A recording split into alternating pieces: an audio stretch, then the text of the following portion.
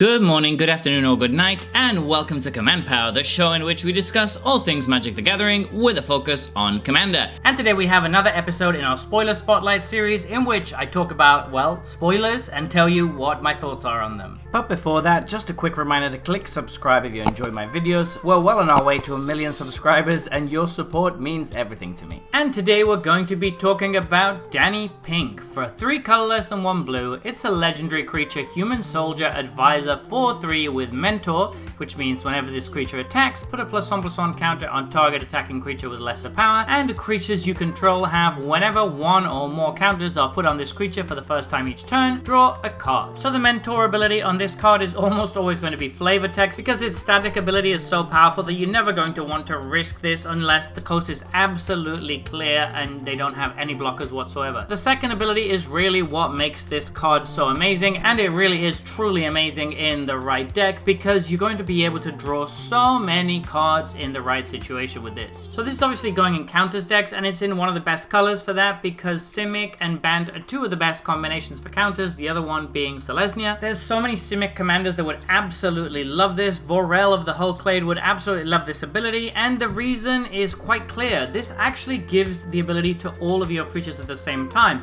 We've seen stuff like Fathom Mage in the past, which is very good by itself, but this just makes it so much better. Yes, you can only draw 1 card per creature per turn, but that's still a lot, particularly if you can get to do it during your opponent's turn. And to that purpose, the best mechanic with this card is Proliferate. Once you've got counters on most of your creatures, any Proliferate effect is going to draw you a card for each creature with a counter on it. That's really, really powerful and can often mean you drawing 3 or 4 cards per turn. As we mentioned, being able to do it during opponent's turns is even stronger, so if you have something like Staff of Completion, for example, which allows you to proliferate on demand, you can draw a bunch of cards whilst proliferating during your turn and then wait till it's your opponent's turn, proliferate again, and draw a bunch of cards again. That makes this incredibly solid with that mechanic, and it's obviously going to be very good in a deck like Tekuthal. I think it's good enough that it could be its own commander, honestly, and I'm probably going to do a deck tech on this quite soon because I think it's a really interesting angle to just restrict yourself to mono blue. But of course, it doesn't only work with proliferate, it works with all sorts of different effects as well. It's going to be very good in a modular deck or a deck where creatures come in with +1/+1 counters on them, such as stuff like Hangerback Walker, because anytime those creatures come into play, it does count as them having put a counter on themselves, so they are going to draw you a card. When you add a cantrip to most of the creatures in your deck, that is a very, very powerful effect indeed. Drillworks Mole is a really good enabler that is a card that is often overlooked. It's going to allow you to put a counter on itself and your commander for 1 mana. That's going to draw you 2 cards right there, so a divination for 1 mana seems really good to me. There are many other cards, of course, that really love this. Toothy is best friends with this guy because obviously being able to get a counter whenever you draw a card is really good, especially when that counter then allows you to draw another card. Of course, it doesn't go infinite because the way Danny is worded, and that's probably one of the reasons it's worded like that, precisely because of Toothy, but it still is an absolute mountain of value, and it seems like a very innocuous card, but honestly it's probably one of the most powerful cards from the Doctor Who set, and that's saying a lot. So definitely don't sleep on this one. If you want copies for your decks, pick them up because I do see this going up in value with time. So there you have it. Those have been my thoughts on this new spoiler.